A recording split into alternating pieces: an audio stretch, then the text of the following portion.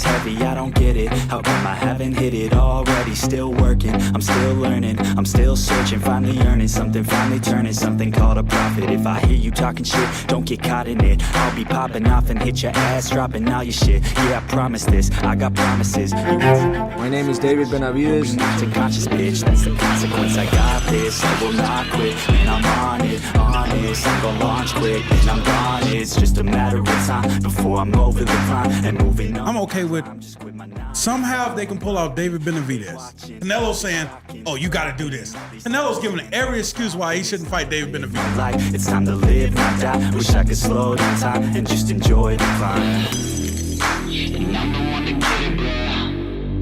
I swear to God. Hey, bro. Hey, I ain't never giving up. Said I never give up. I got this, man, I got it. Boxing is commonly held as the most challenging sport out there, and it requires all aspects of physical ability, coordination, stamina, strength, endurance, agility, and timing. Mastering all those aspects of the sport requires time, dedication, sacrifice, and experience. Because of this, not many boxers can reach their prime at a young age, and only a very small number become world champions in their early 20s. Meet David Benavidez, the Mike Tyson of the middleweight division, who claimed the world title at 21 years. There's only one guy at that weight that can get an upset against Canelo, and that's a young man named David Benavidez. I had him in camp sparring with Golovkin, or moving with Golovkin, I should say, at a very young age. I won't say how old, but he was very young. Holding the record as the youngest super middleweight title holder in boxing history. He's been in there with the best fighter of his generation, I feel like, so. The Mexican monster struggled with obesity at a young age and had to endure and overcome a short period of his life as a homeless man. All those struggles and obstacles created a man on a mission and a champion with a warrior's heart. He is everything that the UFC's Chael Sonnen dreamed to be, undefeated and undisputed, and only 3 opponents managed to hear the final bell of the fight, while the rest were brutalized and knocked out before the contest ended. We will look at David's life and boxing career and analyze how this young prospect climbed to the top of the world. I just remember a lot of times when, he said, I want to go professional. And, we did lose the weight. He was like 260 pounds when he was 14. Like the Fury clan in boxing, David was born to a boxing family where his older brother, Jose Benavidez, is also a professional boxer. Both brothers are trained by their father, Jose Benavidez Sr. The Benavidez family had a fair share of roller coasters in their lives. To take care of your family, to feed your kids, to feed your wife, to pay the bills, to pay the mortgage. They are used to shooting guns and being shot at. They've been threatened with lawsuits and sued, moved to 5 different states, had to overcome the tragic death of a beloved uncle. He already has a good resume. He killed it in the Creed 3. And faced a drug suspension. When David was 15, he weighed 250 pounds. Oh, this is David, my other son, David Benavidez. He's been training since he was 2 years old. As a matter of fact, he fought 2 fights, exhibition fights, when he was 3 years old. Eating nachos and tacos was easier than keeping a solid discipline and diet.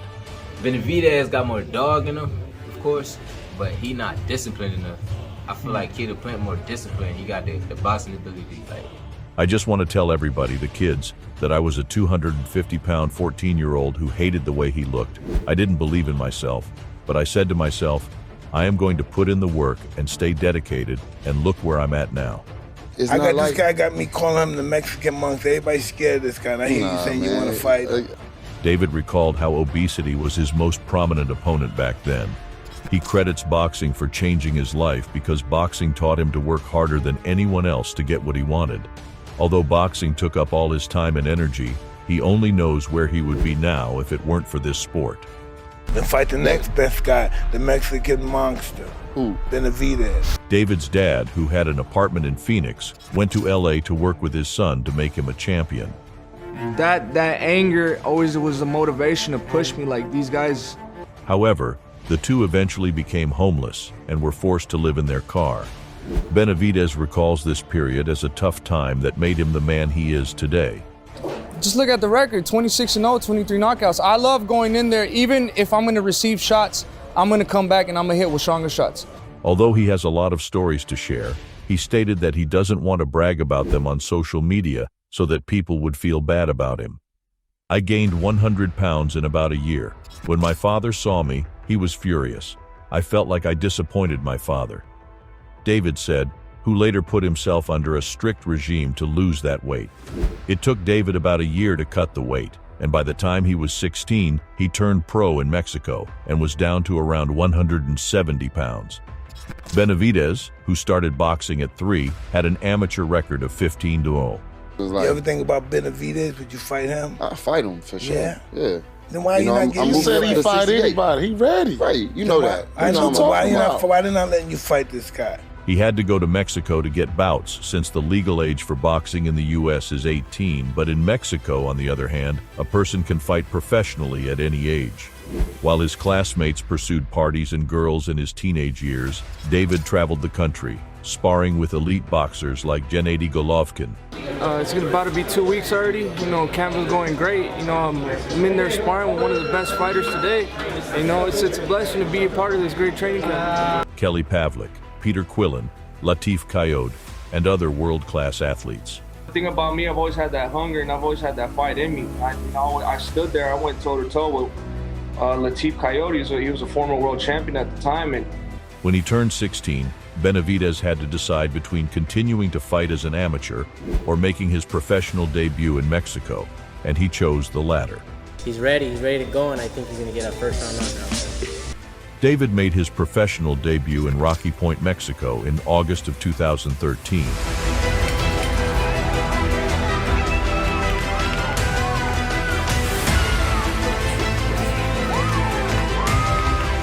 It was an easy day for the rising star, scoring a first-round knockout over Erasmo Mendoza.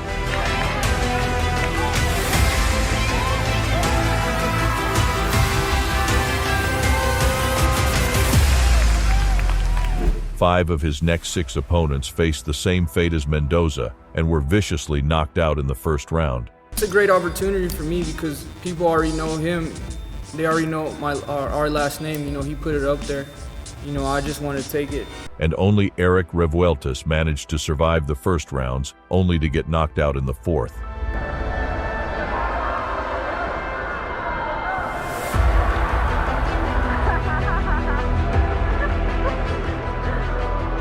The first fighter that survived David's power punches and lasted to see the judges' scores was Azamat Umarzoda, who lost to the Mexican via a 6-round unanimous decision. Benavidez won his first belt in April 2015, with the NABF Junior Light Heavyweight title on the line. Junior NABF Light Heavyweight Champion from Phoenix, Arizona, David! Against Roland Williams. It took David only 3 minutes to finish Williams via TKO in the closing second of the first round.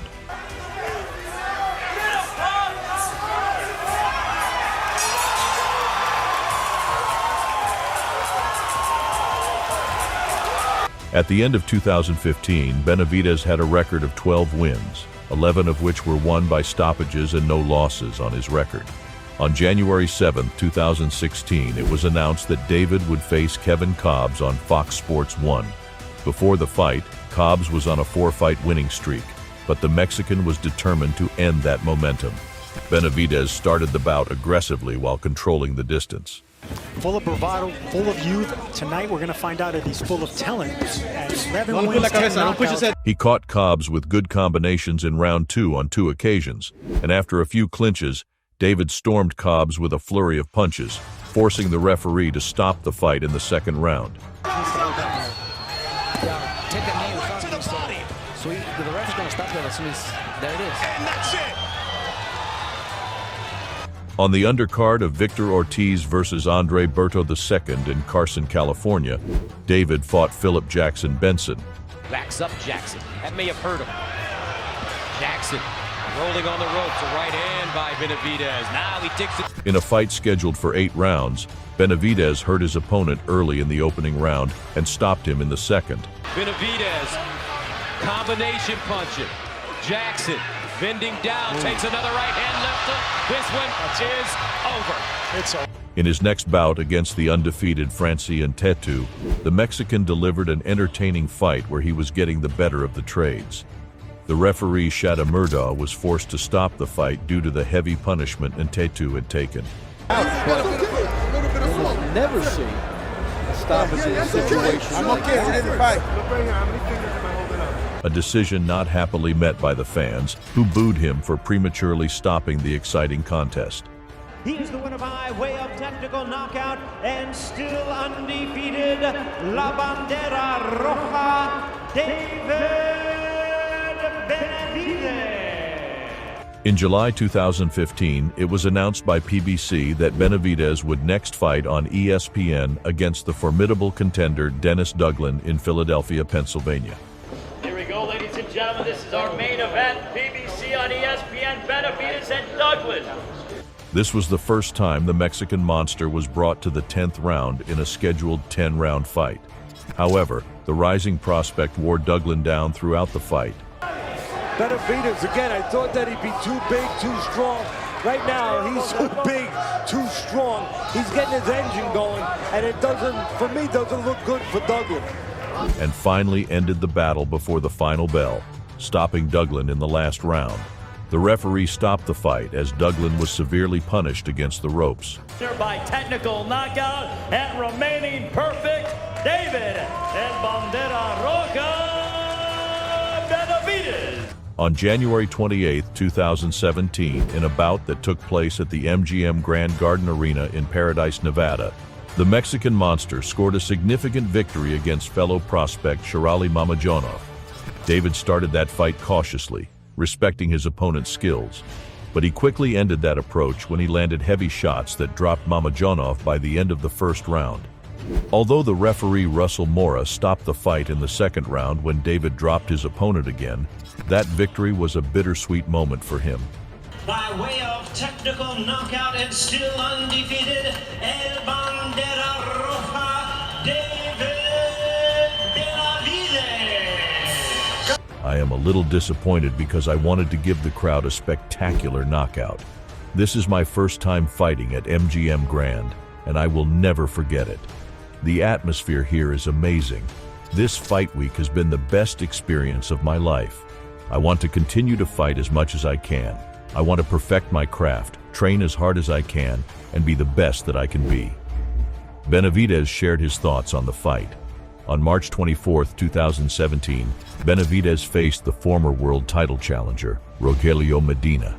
He was not erratic, and now uppercuts followed by hooks. Look at this work by David Benavidez with his back on the ropes. Oh my goodness, a 7-punch combination. This is why they believe so much in this 20-year-old. Sledgehammer of the right hand. Oh my goodness. The Mexican monster knocked Medina down 3 times before the referee had seen enough and waved the fight off in the 8th round. And a left hook to the body, and now David Benavidez comes upstairs and is trying to bring an ice to the knife of Porky Medina. What a punch, and the down go! By earning this victory, David was now considered one of the top prospects in the super middleweight division. Pressure, he had to rely on speed, wit, body punches, everything. The jab, impressive win by this young man. For your winner by knockout and still undefeated, David El Bandera Roja Benavidez. Making history. The first boxer who made Benavidez run for his money was Ronald Gavril. These two athletes clashed on September 8, 2017, in a bout that garnered Fight of the Year recognition. In a back-and-forth battle, David managed to edge Gavril on the scorecards, earning a split decision victory and becoming the youngest super middleweight champion in history at 20. Although David was slightly better throughout the fight, Gavril scored a knockdown in the final round. Although the Mexican got back on his feet and won the contest, for your winner by split decision, from Phoenix, Arizona, El Bandera Roja, David. Ronald was given a rematch to settle the score. Unlike the initial bout, the rematch was more one-sided, and there were no doubts about who was the better fighter in that contest. Benavidez took care of business by winning a unanimous decision victory to retain his title, but later that year, David tested positive for benzoylecgonine and was given a 6-month suspension, and his championship belt was now jeopardized. This ain't my first one. I've been here before, and I've done it. And when I show up on weight, and I don't test positive for cocaine neither. What are you gonna do? Let him finish. An urgency that must be fulfilled. He's so mad. I'm so mad. I'm about to beat the out. After a year of layoff, Benavidez returned to the ring in March of 2019. Yeah, I mean, I made a mistake already, you know what I mean? But I'm already back on the track where I'm supposed to be, you know, and I'm handling things like I'm supposed to handle. And made quick work of Julian Love, knocking him out in 2 rounds.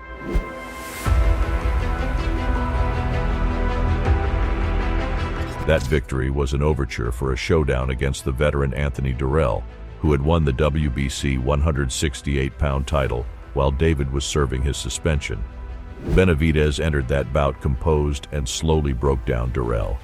He opened a nasty cut over his opponent's eye in the 6th round before putting him away with a series of beautiful combos in the 9th. This victory allowed David to reclaim what once belonged to him, the WBC super middleweight title, and the Mexican could not stay indifferent towards that. There are so many emotions coming at me at once. We put so much hard work into this training camp. We left home and were away from everything. But I had the dream to become the youngest 2-time super middleweight world champion, and I made my dreams come true, Benavidez said. On August 15th, in the main event of PBC on Showtime Championship Boxing, This is our main event tomorrow night on Showtime. David was supposed to defend his title against the hard-hitting warrior Alexis Angulo. However, this time Benavidez lost the belt even before the bout had started due to not making the 168-pound limit. Although he was forced to relinquish his title, this did not demotivate the Mexican to put on an offensive show and finish Angulo after 10 rounds of a beatdown. Angulo's corner mercifully stopped the action, allowing their fighter to live another day. Yeah. It's over. It's over. Yeah. But this was a bittersweet moment for David due to losing his title on the scales. It was a mistake on my part. A lot of people can say what they want. I'm in the gym every day. Just because this was my first time missing weight in 8 years as a professional, it's not like I missed weight hundreds of times. Benavidez said of missing weight, "I'm extremely dedicated. I work as hard as anybody else. It's the first time I missed weight. I got fined a lot of money. I lost the title. My job was to still win the fight. I still had a good fighter in front of me. I'll have another opportunity at a belt sometime in the future. My main objective was to win the fight," David elaborated. In his next bout, Benavidez TKO'd the veteran Ronald Ellis in the 11th round in a WBC super middleweight title eliminator live on Showtime from Mohegan Sun Arena in Uncasville, Connecticut. Benavidez's brilliant speed, power, and accuracy were too much for Ellis to handle, and the referee Johnny Callis had finally seen enough, saving Ellis from taking any further unnecessary punishment. On November 13, 2021, in his hometown of Phoenix, Arizona, David put on a show for his fans, spectacularly closing the show, scoring a TKO victory over Kyrone Davis in the main event of the action live on Showtime. Benavidez returned to his native Arizona on May 21, 2022, to face the former world champion David Lemieux at Gila River Arena in Glendale, and sure enough, he did not disappoint. Benavidez did not waste any time and beat and battered Lemieux badly from the moment the fight started. David landed an uppercut from hell in the second round, almost sending Lemieux through the ropes. However, Lemieux survived the storm and returned to action, only to last one more round before being finished in the third.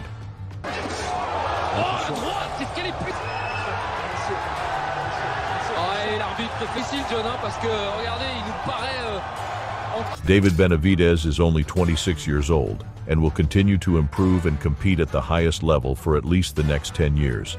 This prospect is so good that even the great Mike Tyson is a big fan of him, giving him the nickname the Mexican Monster. Then fight the next best guy, the Mexican Monster. Who? Benavidez. Benavidez is about to face arguably the most formidable challenger in his career, Caleb Plant. Regardless of how that fight goes, we can be sure that the Mexican monster will dominate the boxing world in the years to come.